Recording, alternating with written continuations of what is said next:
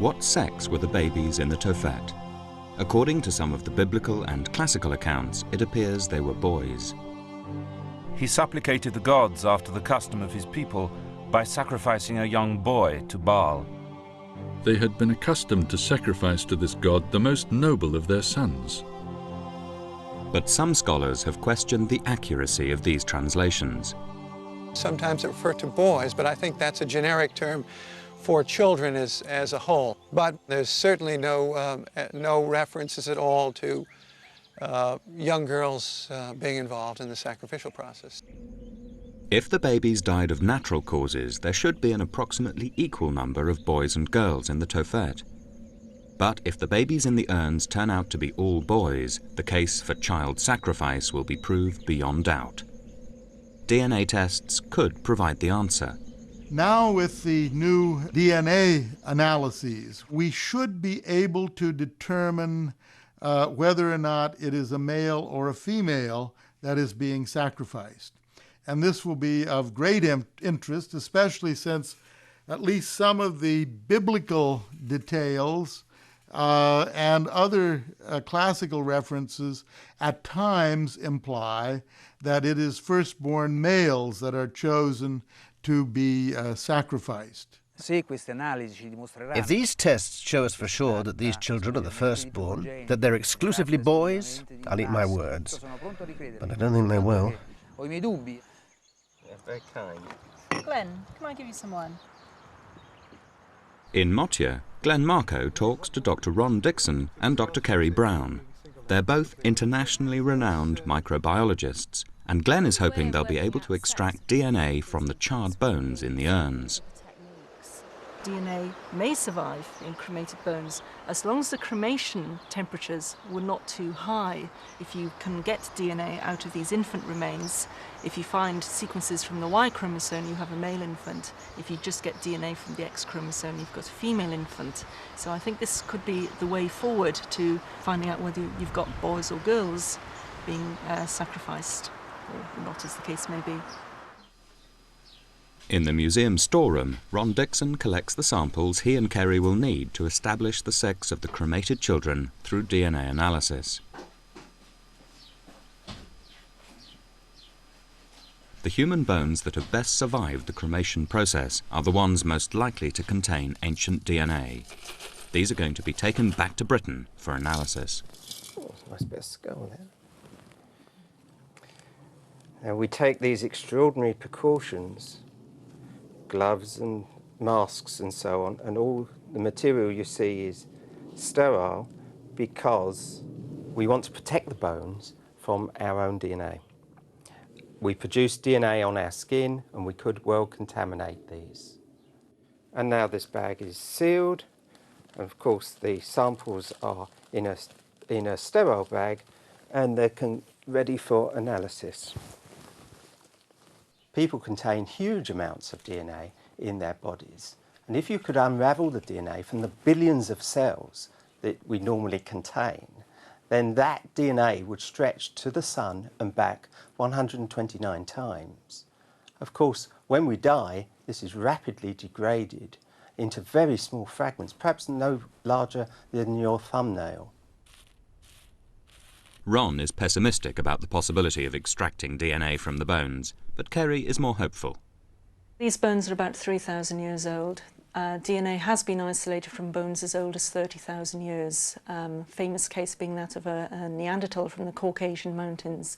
So I think these bones are well within the time frame for DNA survival, although degradation of DNA occurs very rapidly after death. After a certain amount of time, it seems to stabilise and remains pretty constant. I think the problem with this material, as you can see, it's very fragmented, it's cremated, and I think that it really would be a long shot if we could get survivable DNA to do our sex tests on this material. They're not insurmountable problems. We do have techniques. It would be time-consuming, but given the time and the money, it can be done, I think. Every cell in the body contains within it a 2-metre strand of DNA, the genetic blueprint for producing a human being. But shortly after death, cells rapidly lose this genetic material. The DNA strands become fragmented and difficult for scientists to analyze.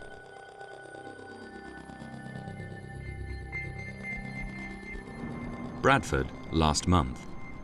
Ron Dixon and Kerry Brown have spent weeks struggling to extract DNA from the Motian remains. One place where tiny fragments of ancient DNA sometimes survive is in the teeth. But these hopes were dashed early on. The teeth were really so degraded that we were only left with the enamel shell, and we know really that we're unlikely to get DNA from that sort of material. The bones are also in a much worse condition than they hoped. These bones don't seem to be very well preserved at all. They don't seem to have anything in the way of microstructure. By microstructure, I mean the little channels through the bone matrix which carry things like blood vessels. And of course, it's from these little blood vessels that the DNA comes from. But they haven't given up yet. They're off to supervise research assistant Alex Wan, who's doing the analysis. And the SRY gene on the Y chromosome. Well, those are good ideas, but of course we've got to design the primers first. They enter the antechamber to the laboratory, where they'll have to don gloves, masks and protective glasses so that they don't contaminate the ancient samples with their own DNA. Alex is working alone in a sterile environment. She's already cut off the exterior of each bone fragment. This is to remove the DNA of anyone who has recently handled them. She now adds a solution that will react with the bones and draw out DNA. She also adds solution to an empty tube as a control. Hi Alex, how's it going? It's very important while the extraction with the bone is carried out that there's also a parallel extraction carried out. In other words, you go through exactly the same procedure but with no bone present. If that gives you a positive result, then you know there's DNA contamination getting in somewhere. For instance, from the researcher or from another person. I think we shall remove ourselves. Hey, right. See you later. Once the solution has been added to the bone, it's shaken up. The mixture is put into a water bath with a temperature of 60 degrees centigrade. This will help leach out any DNA.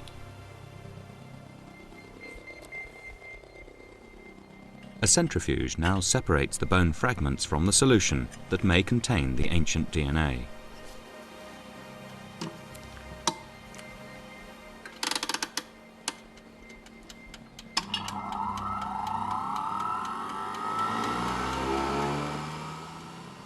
Another pipette is used to draw off this solution. This whole process has taken 24 hours, and Alex is finally left with just this tiny amount of clear liquid. To find out whether it contains any ancient DNA involves yet another lengthy process. One of the characteristics of ancient DNA is that very little of it survives. So we use what's called the polymerase chain reaction, PCR, to target a particular piece of DNA. These samples are now ready for the PCR machine. This is the revolutionary part of the process that makes the analysis of ancient DNA possible. After death, the DNA strands become fragmented and difficult to analyze. The bonds linking the double helix are broken through the PCR process. Then, the single strand is cloned up to 1 billion times, making enough DNA for scientists to try and identify specific chromosomes. PCR is basically the ability to amplify, to magnify very, very small specific sections or strands of DNA. Hopefully, the PCR machine will have cloned a tiny surviving fragment of ancient DNA to produce enough for genetic analysis. To find out if this has happened, the samples have to be stained in a special gel. If there is ancient DNA, the sex will be revealed. If we had a male, we'd be looking for 2 bands. One would be from the X chromosome, one would be from the Y chromosome.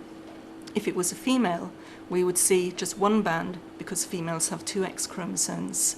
So when we look at a gel under the ultraviolet irradiation, hopefully we should see some bands with the ancient DNA, which will tell us whether we're dealing with male or female infant remains. Alex runs an electrical current through the gel, which will develop the ancient DNA, if there is any. So far, she's tried 12 times, unsuccessfully. For Alex, it has been a real struggle with the extractions and the PCR, running the gels to get results from these bones. So if she has succeeded in getting any results from these bones, I think that's a heroic effort on her part. Each attempt to extract ancient DNA takes 3 days. After 12 failures, Kerry and Ron are hoping attempt number 13 will be lucky. It isn't. We can now know, perhaps, that we really can't find DNA that will survive a cremation in this type of bone. But Alex persuades Ron and Kerry to let her have another go, while she repeats the process in Bradford. In Jerusalem, they have made a breakthrough. Pat Smith has managed to extract tiny ancient DNA fragments from the Carthage babies. We do have some preliminary results. They show 2 bands. 2 bands equals a boy, 1 band equals a girl. So it seems that, at least for the specimens we've looked at, we have boys. Obviously, we need to look at a very much larger sample before we can say definitely that the probability of girls being buried there was extremely low.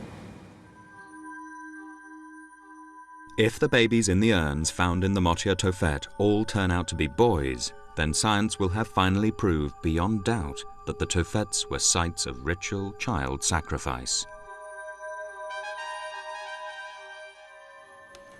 Back in Bradford, Alex is about to find out whether she's finally found ancient DNA and what sex it is. She's summoned Ron and Kerry for the moment of truth. Hi. I think you should come and look at this. You got something? Well, have a look and see. Right. Oh, yes. Oh, yes.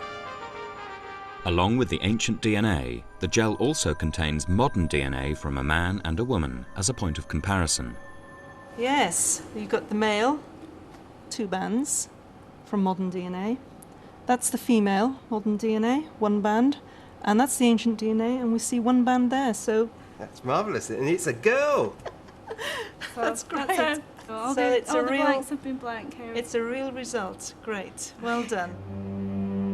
But it's a very disappointing result for the advocates of the child sacrifice theory. I don't want to make too much of that evidence until it's been further studied.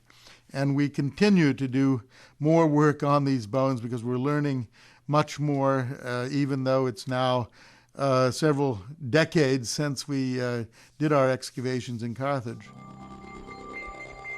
The Israeli team are now embarking on a massive study. Over the next 5 years, they hope to conduct DNA tests on hundreds of Carthage infants. If they find a fairly even mix of both boys and girls, Professor Bartolone will be proved right, and the Roman and Greek accounts of child sacrifice would be fiction. But the advocates of the child sacrifice theory are pinning their hopes on finding a disproportionate number of either girls or boys. If we have a great predominance of young girls, this would fit in with the bias that we might have in the ancient world of young girls being undervalued by society, so that it would be easier and less painful for the family to sacrifice a girl than a boy. If the predominance are boys, then this would fit in with the notion of the supreme sacrifice of the young firstborn male. The absence of disease in the teeth and the age of the children analysed so far suggested that child sacrifice did indeed occur. But the discovery of a female child has thrown these findings into confusion. It may take several more years for science to finally discover whether there was children's blood on the altar.